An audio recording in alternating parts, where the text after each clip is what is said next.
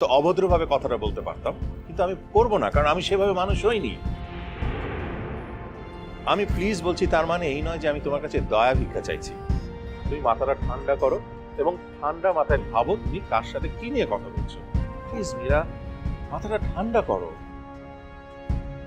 এভাবে হেয়ালি বাদ দিয়ে ডিজের ব্যাপারে সবকিছু আমার কাছে পরিষ্কার করে খুলে বলো। আমি যা কিছু জানতাম, যা কিছু আমার বলার ছিল, সবই আমি বলে দিয়েছি। এর বেশি কিছু জানিও না, বলারও নেই। আর তোমার যদি এতই জানার ইচ্ছে থাকে, তুমি তোমার বউয়ের কাছ থেকে ডিটেলে জেনে নাও না। দেখো, এটা শুধু আমার তোমার বা ডিজের ব্যাপার না, এখানে ইভানার জীবনটাও জড়িত।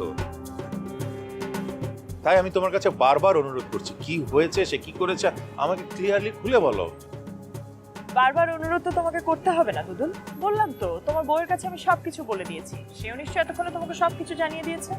সে যা বলার বলেছে, আমি তোমার কাছ থেকে জানতে চাই, তোমার কাছ থেকে শুনতে চাই। কেন? তোমার এত লক্ষ্মী বউ, এত সুন্দরী বউ, এত ভালো একটা বউ, তার কথাও কি তোমার বিশ্বাস হয় না? তাকেও কি তুমি আমার মতো অবিশ্বাস করো? তাই আমার কাছে জানতে চাইছো? নাকি তোমার আদরের বউ আমার মতোই তোমার কাছে কুফা? কোনটা?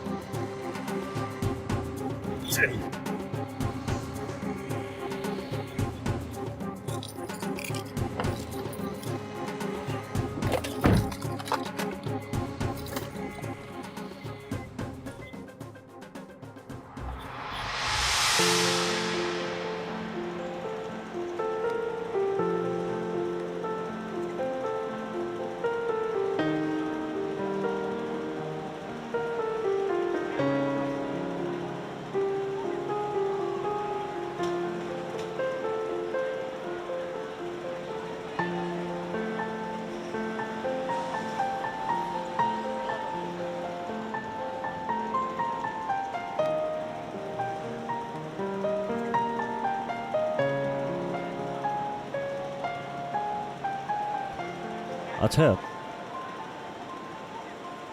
আপনি বাংলাদেশে এইমাত্র যার সাথে কথা বললেন, কিন্তু তার সাথে ইভানার সম্পর্কটা কি আগের মতোই আছে, নাকি মানে আপনার কাছে কি মনে হয়? আগের মতোই আছে মানে কি? না মানে ইভানা তো এখন এখানে থাকে, আর ইন্তু তো বাংলাদেশে থাকে। তাদের মধ্যে তো একটা অনেক ডিস্টেন্স, মানে এটা কি ওদের মধ্যে কোনো দূরত্ব তৈরি করেনি? প্রেম যদি সত্যি হয় তাহলে দূরত্ব কেন? কেউ কিছু করতে পারবে না। পারভিন, তোমার আন্টি আমার কাছ থেকে যত দূরে চলে গেছে, সেই তুলনায় এই ৮,০০০ মাইল তো খুবই নগণ্য। তারপরেও তোমার আন্টিকে আমি আগের মতোই ভালোবাসি, হয়তো আগের থেকেও বেশি। আপনার কাছে আমার প্রেমের ক্লাস করতে হবে, প্রেমটা আবার নতুন করে শিখতে হবে। আরে চলো চলো, এসো।